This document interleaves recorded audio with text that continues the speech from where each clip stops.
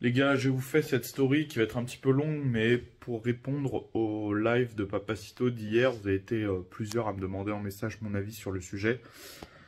Mon avis, hélas, il ne diffère pas beaucoup de celui d'Hugo parce que moi, ça fait plusieurs temps que je voulais parler de ça et je me suis dit, je vais être encore le seul à râler contre la droite, donc ça sert à rien.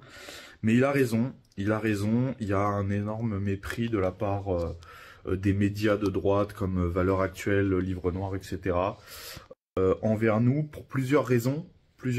La première raison, je pense, c'est déjà un espèce de mépris de classe bourgeois, parce que des mecs comme Hugo et moi, etc., qui sommes issus de la ruralité ou de la working class, entre guillemets, ça peut faire coco de dire ça, mais il y a une différence culturelle qui est notable entre nous et à droite, dans les sphères politiques, journalistiques, etc., on ressent toujours cette différence, on ressent toujours cet écart. La deuxième chose, c'est notre statut, parce qu'en fait, en étant influenceur, même si Hugo à la base est écrivain, il est considéré comme influenceur, et moi aussi à juste titre, puisque je le suis, youtubeur, etc. Pour eux, c'est pas sérieux comme journaliste, comme politique, philosophe, etc. On n'est que des petits influenceurs, et je pense qu'ils sous-estiment énormément l'importance de notre travail et le sérieux de notre travail.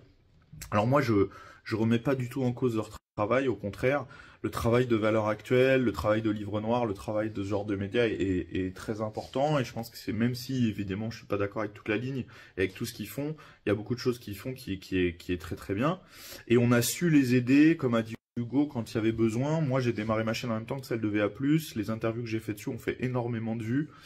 Le problème, c'est que à partir du moment où vous divergez d'opinion avec eux ou de méthode, vous êtes une espèce de blacklistage.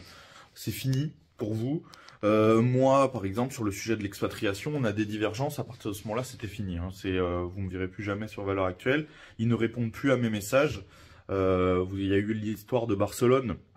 Quand j'ai eu le coup d'enceinte, ce qui s'est passé, parce que tout le monde n'a pas compris l'histoire, c'est que j'ai eu la bagarre à Barcelone. Et une semaine plus tard, j'ai commencé à recevoir des vidéos en me disant « Mais est-ce que c'est toi dans la vidéo? Est-ce que c'est toi dans la vidéo ?» C'était la vidéo d'un passant qui avait filmé.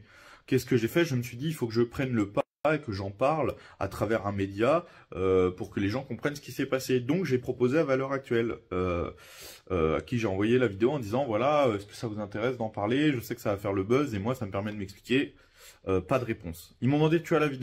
J'ai dit oui, et à partir de ce moment-là, ghost. Voilà. C'est comme Hugo, on essuie des ghosts, c'est-à-dire ça lit pas les messages, ou ça les lit et ça répond pas. Voilà, j'avais parlé du problème avec Livre Noir qui avait supprimé mon interview suite à l'affaire Cordier, puis qui l'a remis après le live où je les ai dénoncés. C'est pareil. Voilà, c'est ce genre de choses auxquelles on a le droit.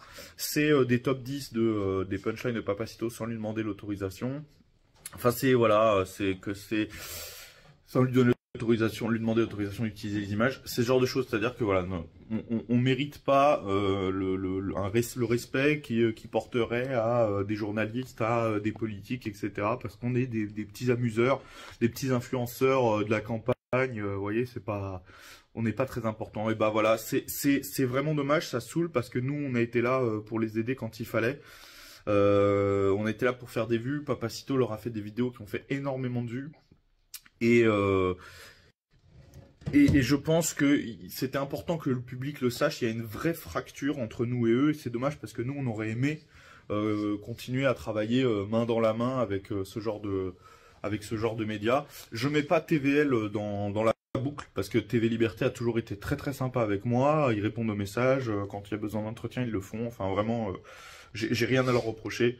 Pour le reste, voilà, maintenant vous savez au moins à qui vous avez affaire. Ça ne veut pas dire que c'est fini, qu'il faut pas regarder leur travail, etc. Mais au moins bien comprendre que c'est deux mondes différents et qu'hélas, dans ce monde, on n'a pas le droit au respect.